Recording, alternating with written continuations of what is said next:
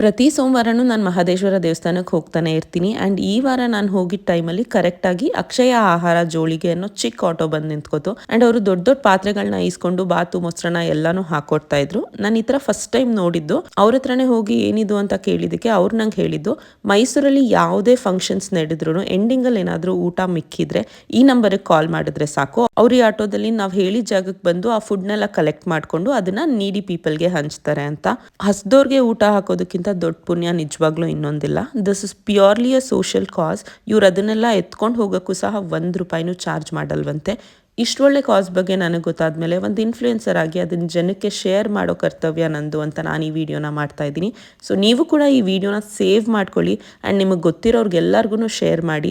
ನಿಮ್ಮ ಮನೇಲಿ ಯಾವುದೇ ಫಂಕ್ಷನ್ಸ್ ಇರ್ಬೋದು, ಇಲ್ಲ ಅಕ್ಕಪಕ್ಕದಲ್ಲಿ ಯಾವುದೇ ಫಂಕ್ಷನ್ಸ್ ನಡೆದಾಗ ಎಂಡಿಂಗಲ್ಲಿ ಊಟ ಉಳಿತು ಅಂದರೆ ಈ ನಂಬರ್ಗೆ ಕಾಲ್ ಮಾಡಿ ಇನ್ಫಾರ್ಮ್ ಮಾಡಿ. ಈ ಇನಿಷಿಯೇಟಿವ್ ಯಾರು ಮಾಡ್ತಾ ಇದ್ದಾರೆ ಅಂತ ನಂಗೆ ನಿಜವಾಗ್ಲೂ ಗೊತ್ತಿಲ್ಲ, ಬಟ್ ಈ ವಿಡಿಯೋ ಅವ್ರಿಗೆ ರೀಚ್ ಆಗುತ್ತೆ ಅನ್ನೋ ನಂಬಿಕೆ ಮೇಲೆ ನಿಮ್ಗೆ ಎಲ್ಲರ ಕಡೆಯಿಂದ ಒಂದು ಬಿಗ್ ಸಲ್ಯೂಟ್ನ ನಾನು ಅವ್ರಿಗೆ ಹೇಳ್ತಾ ಇದ್ದೀನಿ. ತುಂಬ ಜನ ಡ್ರೈವರ್ಗಳು, ವಾಚ್ಮೆನ್ಗಳು ಎಲ್ಲರೂ ಬಂದು ಅಲ್ಲಿ ಊಟನ ಈಸ್ಕೊಂಡೋದ್ರು. ಹೊಟ್ಟೆ ತುಂಬ ಊಟ ಮಾಡಿ ನೆಮ್ಮದಿಯಾಗಿ ನಿದ್ರೆ ಮಾಡಿರ್ತಾರೆ ಅಂತ ಅನ್ಕೊತೀನಿ. ಆಲ್ಸೋ ಈ ರೀತಿ ಯಾವುದೇ ಇನಿಷಿಯೇಟಿವ್ ನಿಮಗೆ ಗೊತ್ತಿದ್ರು ನನಗೆ DM ಮಾಡಿ, ನಾನು ಅದ್ರ ಬಗ್ಗೆ ಖಂಡಿತವಾಗ್ಲೂ ಒಂದು ವಿಡಿಯೋ ಮಾಡ್ತೀನಿ ಅಂತ ಹೇಳ್ತಾ ಅನ್ನದಾತು ಸುಖೀ ಭವ.